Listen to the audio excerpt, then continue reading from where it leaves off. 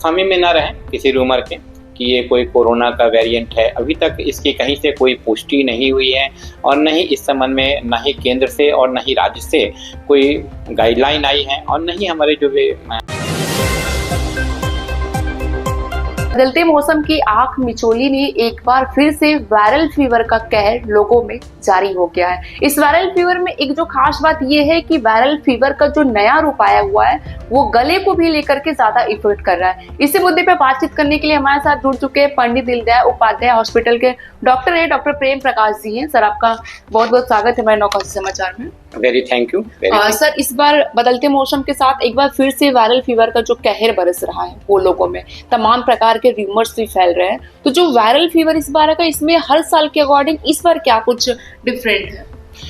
ये viral fever अमूमन हर साल जब भी सीजनल वेरिएशन होते हैं, एक तो अभी मार्च का महीना है और जब आप जाएंगे नवंबर में, अक्टूबर नवंबर में जाएंगे तो इन 2 महीनों में due to the change in the temperature ये चीज़ें देखने को मिलती हैं। वायरल इन्फेक्शन काफ़ी प्रिवेलेंट होता है। अभी जो वायरल इन्फेक्शन जो फैला हुआ है लोगों के बीच में ज़्यादातर थ्रोट को इन्फेक्ट करता है। लेकिन एक चीज़ मैं बताना चाहूँगा आपके माध्यम से हमारे सभी जो दर्शक हैं उनको, कि ये कोई इसमें गलतफहमी में ना रहें किसी रूमर के कि ये कोई कोरोना का वेरिएंट है। अभी तक इसकी कहीं से कोई पुष्टि नहीं हुई है और न ही इस संबंध में न ही केंद्र से और न ही राज्य से कोई गाइडलाइन आई है और न ही हमारे जो भी साइंटिफिक वर्ल्ड के जो भी लोग हैं इन्होंने कोई ऐसी चेतावनी जाहिर की है। नंबर 1 चीज़। नंबर 2 चीज़, टेम्परेचर वेरिएशन की वजह से होता है। अभी दिन में टेम्परेचर 40 डिग्री सेंटीग्रेड चला जाता है और रात में करीब 20 डिग्री 22 डिग्री के टेम्परेचर होते हैं। तो ये जो टेम्परेचर वेरिएशन है, लोग थोड़ा सा केयरलेस हो जाते हैं और अभी दिन में लोग ठंडी फ्रिज की पानी जो है रखी हुई वो पीना पसंद करते हैं। लेकिन उसके वजह से इनको गले की बीमारी होती है और वायरल इन्फेक्शन है वो तो इन्हीं समय में ज़्यादातर लोगों को अटैक करता है। मच्छरों का भी प्रकोप है, तो डेंगू के भी केसेस इक्का दुक्का आने शुरू हो गए हैं, इसलिए मच्छर भी काफ़ी ज़्यादा हैं।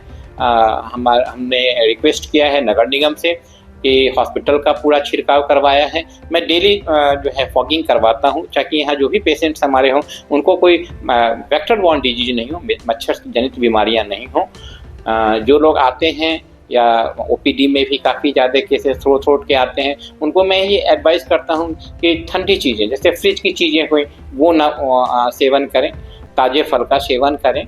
और यदि गले की कोई खराश या इस तरीके की हो तो तुरंत जो है तो शुरुआत में ही नमक पानी का गलाला करें या बीटाडिन माउथ गार्गल का उपयोग करें। और यदि फीवर उनको आने लगे, बुखार आने लगे, पूरे शरीर में दर्द हो, माइल्जिया हो, ये सारी चीज़ों की नौबत आए तो तुरंत डॉक्टर के पास आएँ। यहाँ पे सारी व्यवस्थाएं उपलब्ध हैं, खून की जांच से लेके चेस्ट एक्सरे से लेकर के सीटी स्कैन तक सारी सुविधाएं बिल्कुल मुफ्त उपलब्ध हैं। सर, जो इस बार जो एक गले का जो वायरल चला हुआ है वो क्या संक्रमित है? जैसे कि किसी एक पर्सन को हुआ है, कोई उसके संक्रमण में आ जाए तो दूसरे को भी हो सकता है, ऐसा कुछ संभावना है? देखिए, जब गला का जो संक्रमण होता है सबसे पहले वो हमारे थ्रोट में आके बैठता है और यदि हम 24 घंटे में उसको हम डील कर लेते हैं, उसका उपचार कर लेते हैं तो नीचे सांस की जो नली होती है उसमें नहीं जा पाती है। तो ये कहना अब कि एक से आपका प्रश्न था कि एक व्यक्ति से दूसरे व्यक्ति को वो फैल सकता है या नहीं। बिल्कुल, यदि हम खांसते हैं, यदि नीचे के ट्रैक में चला जाता है और उसके जब हम खांसते हैं तो उस खांसने के क्रम में बहुत सारी जो बैक्टीरिया या वायरसेस हैं वो ड्रॉपलेट इन्फेक्शन के थ्रू फैलती हैं जो कि दूसरे लोगों को भी संक्रमित करती हैं।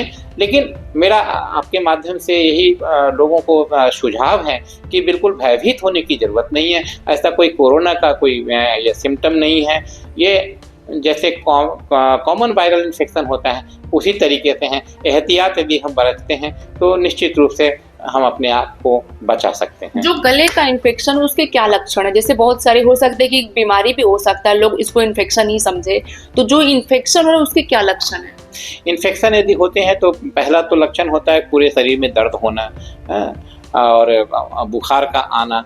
गले में होगा तो जो है थूक को घोटने में दर्द होएगा, तो ये चीज़ें होंगी। यदि नीचे रेस्पिरेटरी ट्रैक्ट में चला जाएगा तो शुरुआती दिनों में ड्राई कफ होगा लेकिन बलगम नहीं आएंगे। लेकिन जब वो लोअर रेस्पिरेटरी ट्रैक्ट में चला जाएगा और नीचे की तरफ तो उसको बलगम भी आ सकता है। संभावना है क्या? छाले यूजुअली विटामिन डिफिशिएंसी से होती हैं, क्योंकि वायरल इन्फेक्शन में इम्यूनिटी कम हो जाती है, क्योंकि इम्यून सिस्टम पे वायरस अटैक करता है। तो मरीजों की इम्यूनिटी चूंकि सप्रेस होने की वजह से छाले आ सकते हैं मुंह में।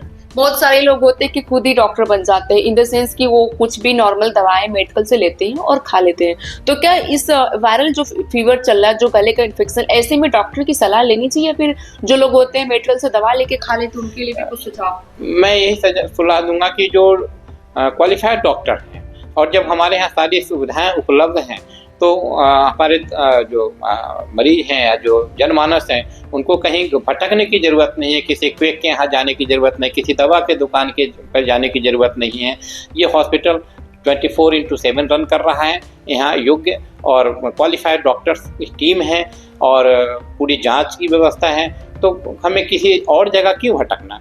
यदि प्रारंभ में यदि थूक घोटने में दर्द हो या इस तरीके की हो तो घरेलू उपचार आप कर सकते हैं, नमक पानी का गलाला कर सकते हैं। लेकिन यदि बुखार आने लगे, पूरे सर में दर्द हो, बदन दर्द होने लगे, खांसी आने लगे, तो निश्चित तौर से मैं उनको ये सलाह दूंगा कि वो आएँ अस्पताल में और हम लोग आपकी सेवा में तत्पर हैं। अच्छा, जैसे कि इससे पहले जब कोरोना वायरस चल रहा तो लोगों ने काढ़ा के काफी उपचार था, घरेलू काढ़ा काफी कारगर साबित हुआ। तो इस बार जो गले का इन्फेक्शन है, इसमें क्या काढ़ा कारगर साबित है या सिर्फ नमक पानी?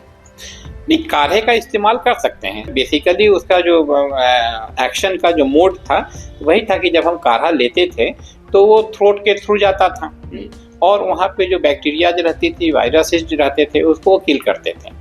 तो मोड ऑफ एक्शन ही, काढ़ा लेने में मेरे तरफ से कोई परेशानी नहीं है, वो काढ़ा का सेवन कर सकते हैं। लेकिन सबसे बड़ी चीज़ कि भयभीत होने की जरूरत नहीं है, कोई कोरोना की अभी सीरियस होने की जरूरत नहीं है। लेकिन लोगों में ये र्यूमर्स फैले, बहुत लोग कोरोना के नए वेरिएंट की चेतावनी दे रहे हैं, ऐसा कुछ? जी, अभी तक ऐसा कुछ नहीं है, न कोई ऊपर से आदेश है और नहीं आप समाचार पत्रों के भी माध्यम से या जो हमारे प्रिंट एंड इलेक्ट्रॉनिक मीडिया की तरफ से भी ऐसी कोई बात सामने नहीं आई है।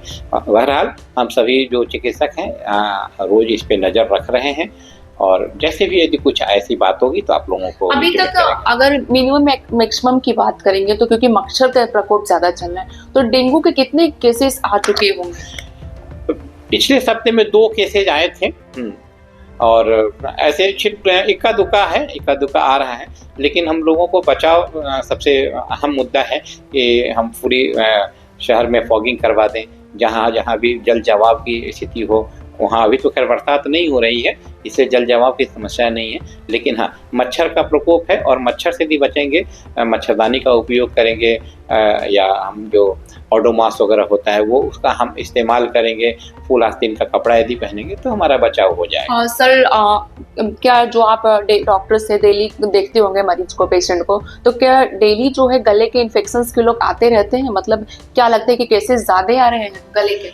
नहीं, फ्रीक्वेंसी बढ़ गई। पेशेंट के जो थ्रोट इन्फेक्शन के जो पेशेंट है या वायरल इलनेस के जो पेशेंट्स हैं उसकी फ्रीक्वेंसी बढ़ गई है, थोड़ी बढ़ गई है। मतलब मिनिमम जनसंख्या बढ़ती जा रही है in comparison to the previous month, थोड़े से बढ़ गए हैं केसेस। बहुत बहुत धन्यवाद सर। तो ये थे डॉक्टर साहब थे, इन्होंने तमाम जानकारियां दी कि जो गले का जो इन्फेक्शन इस बार ज़्यादा, आपको भयभीत होने की जरूरत नहीं है। आप जरूर यहाँ पे आए, सलाह लें और घरेलू नुस्खे भी हैं। अगर आपको स्टार्टिंग में दिक्कतें हो रही तो आप नमक पानी के कुनकुने गलाला भी कर सकते हैं। तमाम अपडेट हम आपके साथ साझा करते हैं। वाराणसी समय में आप बने रहिए नौकाशी समाचार के साथ।